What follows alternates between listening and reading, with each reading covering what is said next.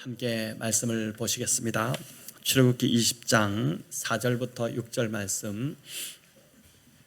저와 여러분 한 목소리로 세 절이기 때문에 같이 읽도록 하겠습니다. 4절, 자 함께 읽겠습니다.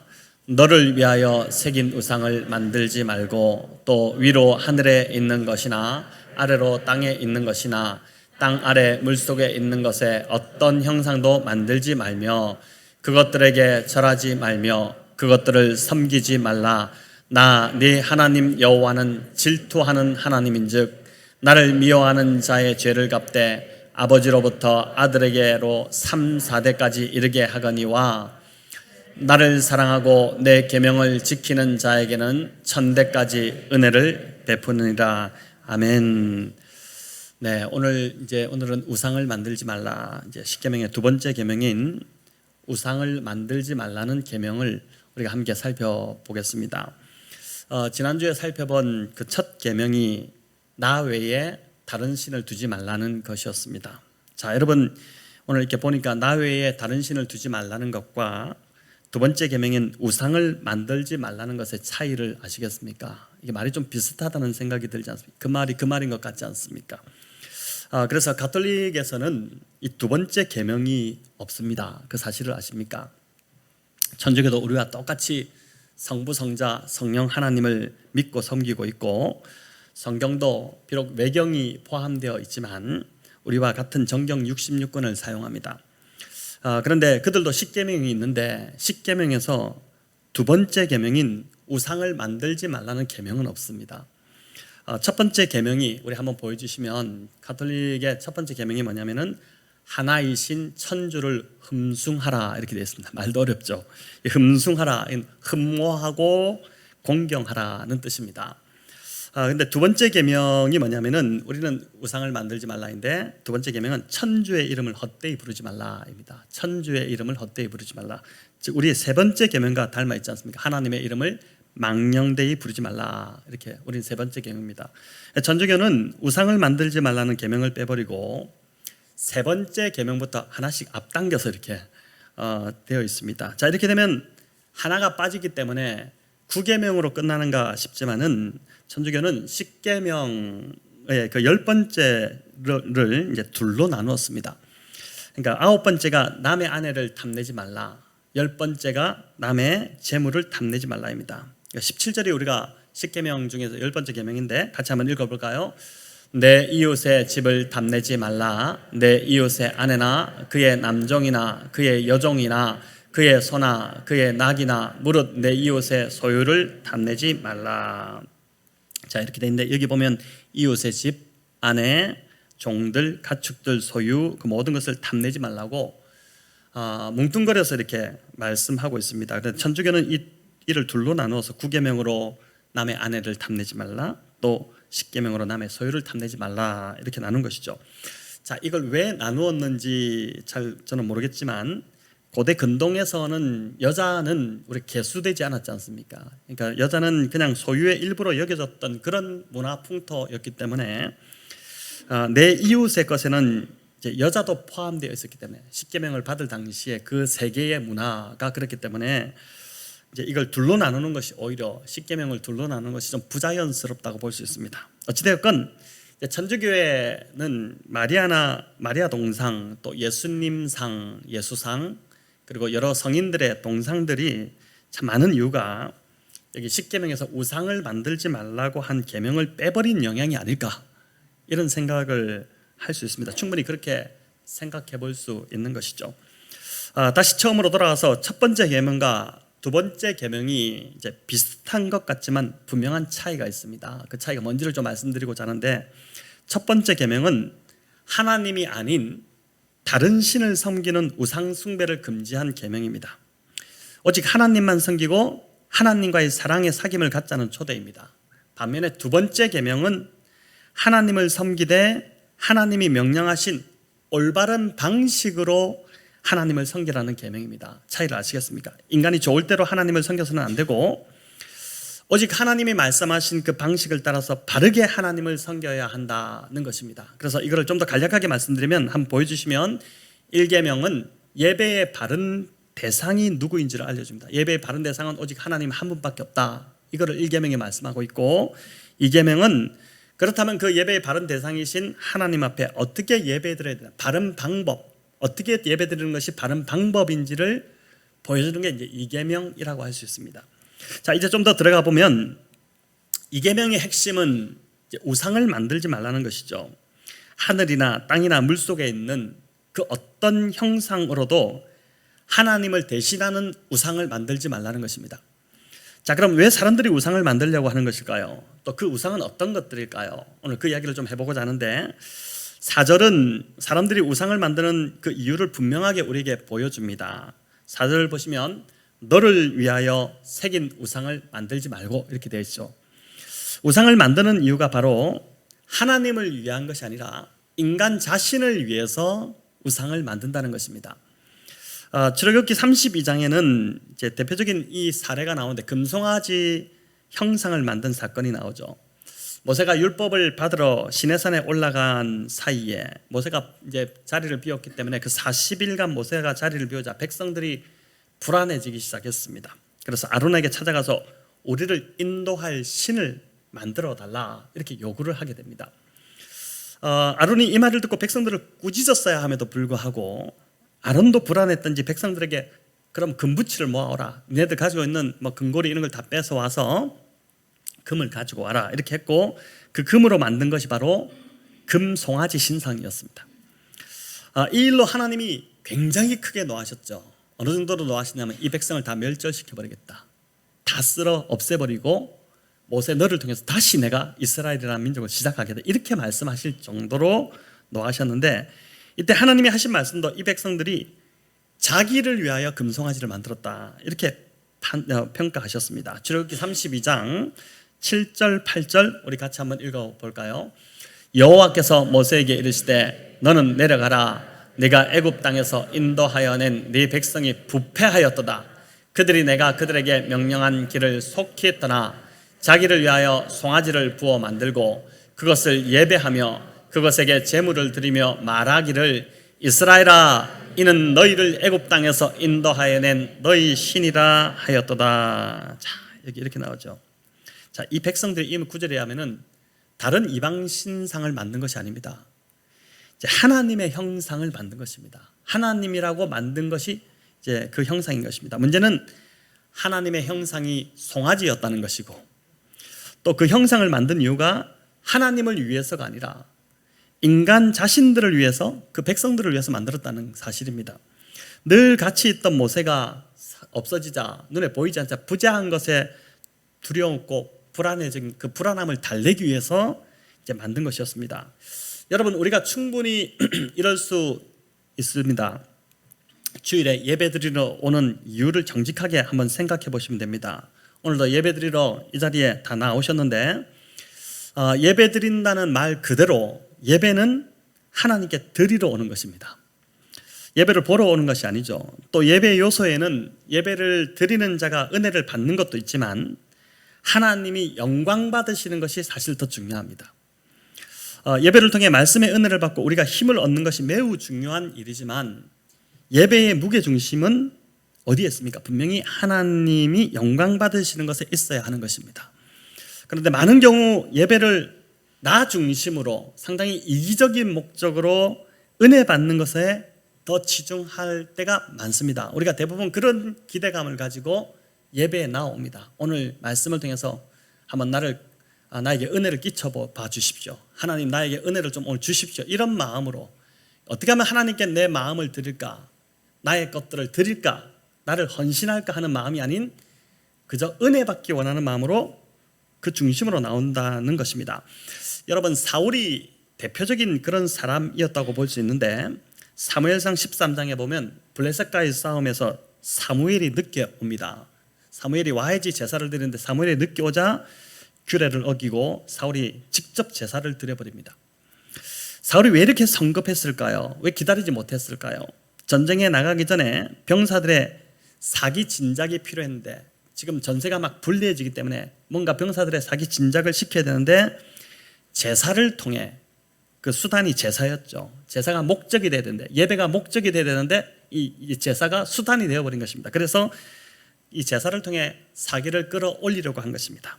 예배가 하나님을 위해 드린 것이 아닌 병사들을 위한 사기 진작용으로 활용되었으니 이건 예배가 아닌 것이죠. 하나님이 보실 때 이건 예배가 아닌 것입니다.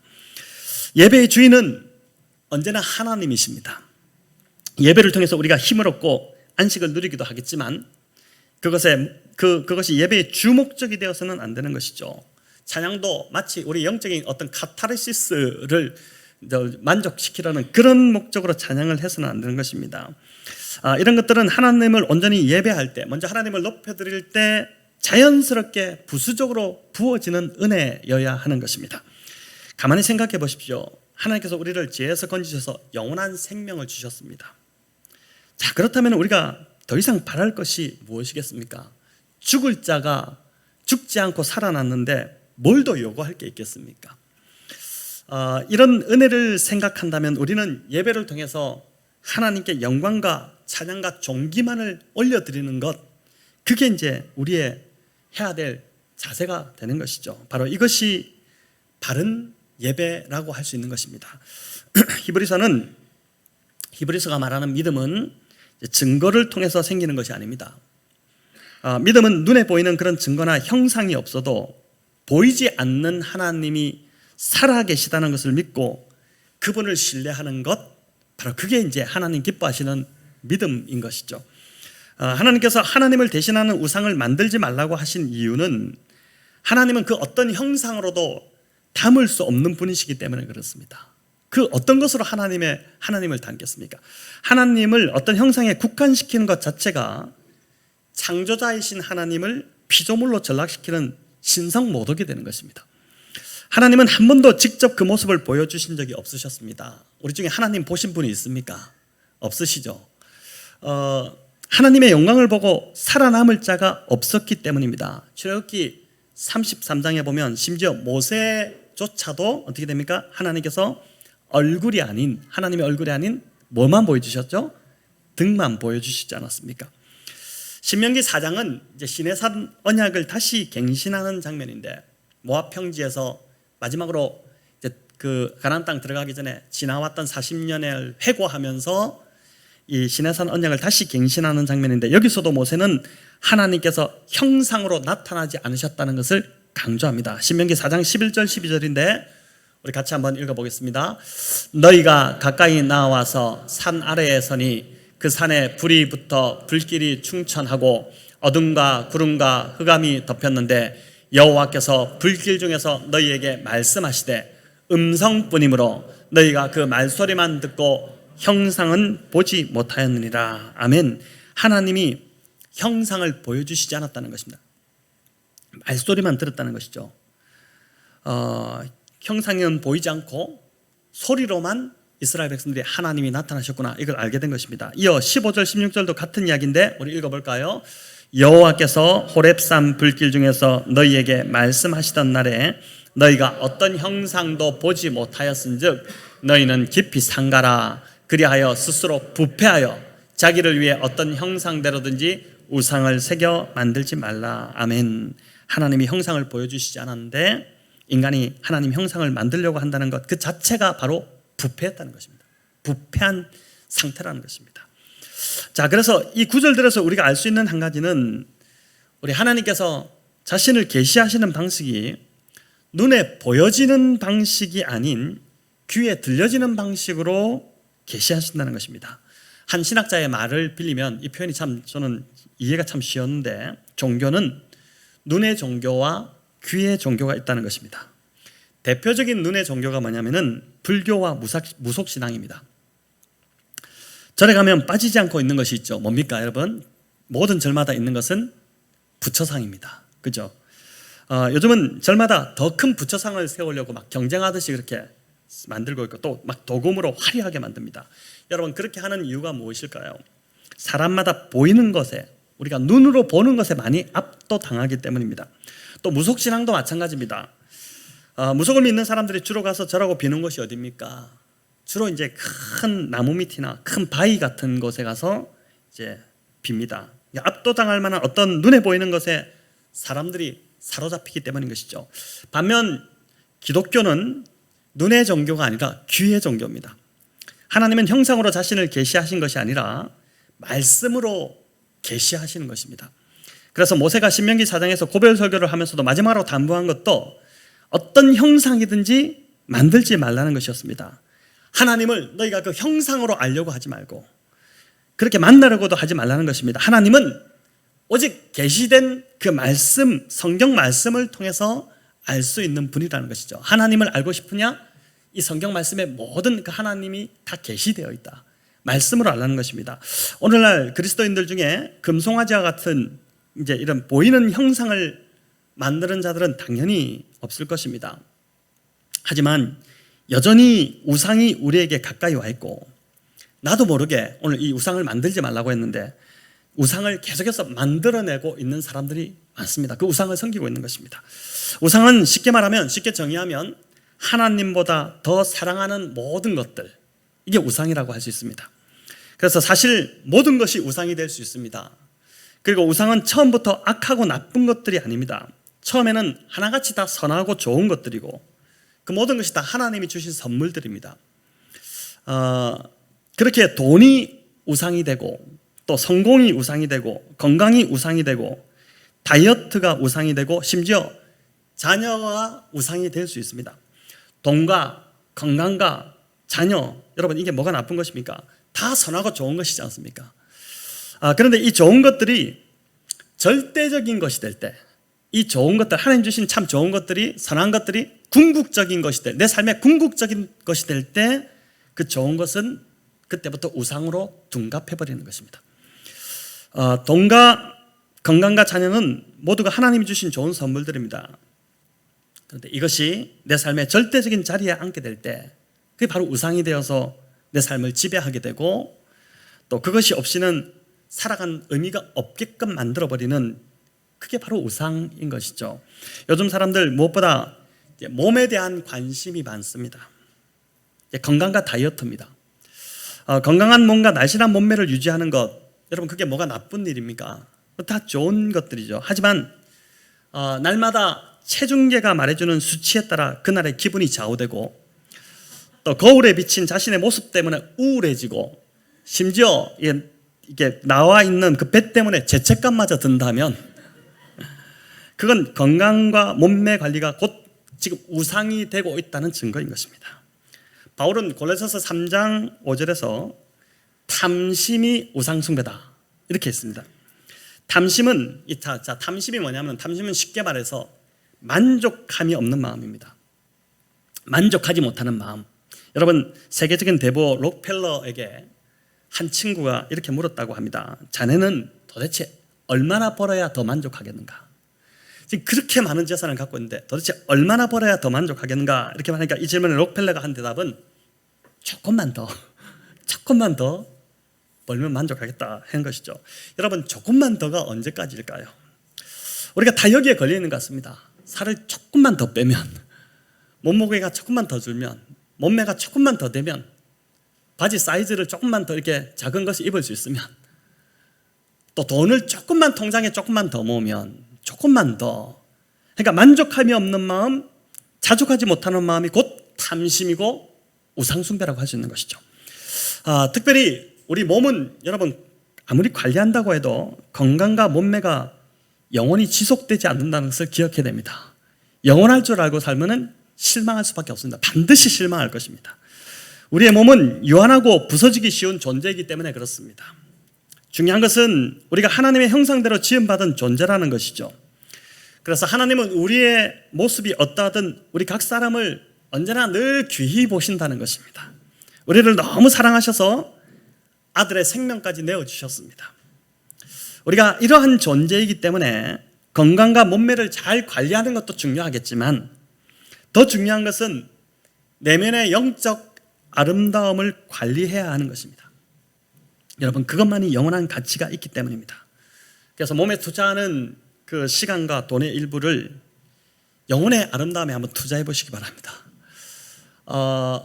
몸무게를 얼마나 더 빼겠다 여기에 너무 집착하지 마시고 그것보다는 내 영혼을 얼마나 살찌울 것인가, 내 영혼을 얼마나 아름답게 계속해서 갖고 나갈 것인가. 여러분, 이것에 이렇게 우리가 관심을 두기 시작할 때 내 몸이 더 이상 우상이 되지 않게 될 것입니다. 선하고 좋은 것이 우상이 된 사례는 여러분 성경에도 나옵니다. 성경에 이런 사례들이 제법 있는데 하나 좀 소개할 것은 열왕기하 18장 3절 4절인데 우리 같이 한번 읽어보겠습니다. 히스기야가 그의 조상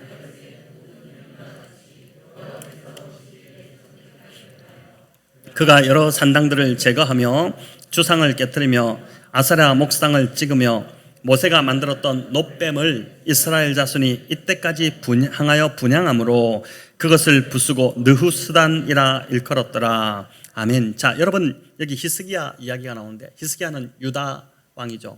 자, 아주 종교개혁을 단행했던 그 왕인데 히스기야가 종교개혁을 단행하며 우상을 깨뜨리고 부수고 다 제거했는데 여기 보니까 그 중에는 모세가 만들었던 놋뱀까지 들어 있습니다. 그것까지 깨뜨렸다고 합니다. 여러분, 이 놋뱀은 광야에서 이스라엘 백성들이 하나님께 반역했을 때 하나님이 불뱀을 보내 심판하실 때 만들었던 그 도구였죠. 사람들이 불뱀에 물려가 죽어갈 때 하나님께 모세가 막 기도하지 않습니까? 그래서 하나님께서 그럼 그 놋으로 뱀을 만들어서 장대에 높이 달라. 그걸 보는 자는 다 살게 될 것이다. 그렇게 하고 실제로 보는 자들이 다 살았습니다. 자, 그래서 이 놋뱀은 하나님의 구원의 은혜와 구원을 기억하게 하는 기념물이었습니다. 여러분, 이것을 얼마나 참 감사하게 여겼겠습니까? 그런데 시간이 지나면서 이 선하고 좋은 것이 보니까 어떻게 변질되어 있습니까? 사람들이 숭배하는 우상이 되어버린 것입니다. 그것을 절하고 빌면 병이 낫는 그런 우상이 되었겠죠. 그걸 쳐다봤을 때 나았으니까 또 그런 신통한 효험이 있는가 보다 싶어가지고 그걸 보면 그 앞에 가서 빌면 병이 나을 것이다 라고 해서 이제 그것을 우상으로 만들었던 것입니다. 히스기야가 그걸 완전히 다 부숴버렸고 그러고 나서 뭐라고 불렀습니까? 느후수단이다 이렇게 불렀는데 이 느후수단은 어떤 뜻이냐면 놋새 조각이라는 뜻입니다. 너희가 지금 뭐에게 너희가 예배했는지를 알겠느냐? 너희가 뭐에게 분향했는지 알겠느냐? 이거 그냥 놋새 조각이다. 이 어리석은 자들아, 이걸 보고 정신 차리고 깨달으라고 히스기야가 이제 그렇게 불렀다는 것입니다. 오늘날 기독교 안에도 이 놋뱀처럼 신성시되는 것들이 정말 많습니다. 이 앞에 이제 강대상 같은 경우도 여기를 되게 거룩하게 여겨가지고 제가 전도사 때만 하더라도 여기 우리는 지금 신발 신고 올라오잖아요. 지금도 이제 여기 올라오시는 것을 굉장히 꺼려하시는 분들도 있습니다. 그래서 뭐 앞에서 이야기하실 때 올라와서 하라고 하면은 다들 이렇게 좀 처음엔 좀 주저주저 하시기도 합니다. 제가 전도사 때도 그때는 정말 화려하게 단을 꾸며가지고 그 빨간색 레드 카펫 같은 거를 깔아 놓았죠. 거기서 이제 우리 중고등부 아이들 행사를 한번 하려고 하는데 그거를 신발을 벗고 올라가니 아이들은 신발 벗기 싫어하고 또 빨리빨리 올라가면 신발을 신고 그냥 올라가야 되는데 그 신발을 벗고 가느냐 신고 가느냐를 가지고 당회가 열렸습니다. 결국은 신발을 벗고 올라갔어요. 그게 이제 그만큼 신성시되는 그런 상황이었는데 여러분, 대표적인 것 오늘날 아직까지 좀 이 놋뱀처럼 신성시되는 대표적인 것이 있다면은 아마 십자가 형상이 아닐까라는 생각을 해봅니다. 교단마다 어떤 교단은 그래서 이제 천주교는 십자가 형상이 있다 했지만 십자가를 아예 교회에서 이제 달지 못하게 하는 그런 교단도 있는데 저희 교회는 요 앞에만, 여러분 이제 찾지 못하실 건데 요 앞에만 십자가가 있고 없습니다. 박혀도 없고 간판도 없고 뭐 교회인가 와서 봐야지 이제 교회인가 알 수 있는데 십자가는 사실 하나님의 사랑을 보여주는 가장 좋은 은혜의 도구죠. 이 십자가만큼 하나님의 사랑을 생각하는, 아들을 내어주신 하나님의 사랑을 묵상하기에 가장 좋은 도구가 바로 십자가입니다. 하지만 더러는 십자가 그 모양 자체가 무슨 신통한 능력이 있는 것처럼 여기는 자들이 있습니다. 다 그런 건 아니겠지만 십자가 모양을 차에 달고 다니는 분들 중에는 십자가를 주술적 요소로 여기는 사람들이 있습니다. 아니, 나는 그렇지 않습니다 이렇게 하겠지만은 달고 다니는 분들이 있다면 아주 정직하게 한번 왜 그걸 달고 다니는지를 생각해 보시기 바랍니다. 마치 십자가를 들이대면 드라큘라가 힘을 잃는 것처럼 십자가 때문에 이 십자가를 달하면은 안전운행을 한다고 믿고 있지는 않습니까? 여러분, 그렇다고 해서 오늘 당장 십자가를 떼라는 소리는 아닙니다. 이게 이제 우상이 되지 않게 해야 된다는 것이죠. 또 요즘은 잘 보이지 않지만 이전에 물고기 모양을 차에 붙이고 다니는 것이 한때 유행이었습니다. 그 물고기 안에 헬라로 익투스라고 적혀 있었는데 익투스는 물고기라는 뜻입니다. 이전에 1세기 때 그리스도인들이 서로를 확인하기 위해서 이렇게 만나면 물고기 표시를 살짝 그립니다.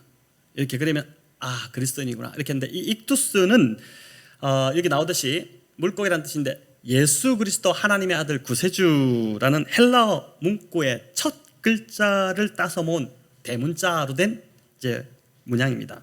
여러분 너무 좋은 뜻을 담고 있는 문양이지 않습니까? 이전에 달고 다니신 분들 중에 무슨 뜻인지도 모르고 달고 다니신 분도 있을 것 같은데 많은 사람들이 그리스도인임을 드러내기 위해서 나는 그리스도인입니다 이걸 드러내기 위해서 그걸 이제 차에 달고 다니는데 시간이 지나면 어느덧 그 선하고 좋은 의미가 일부 사람들에게는 왜곡이 되기 시작했는데 부적처럼 그걸 붙이고 다녀야 사고가 나지 않는다라고 믿는 자들이 생겨났다는 것입니다. 여러분 이 마치 노뱀과 다를 바가 없는 것이죠.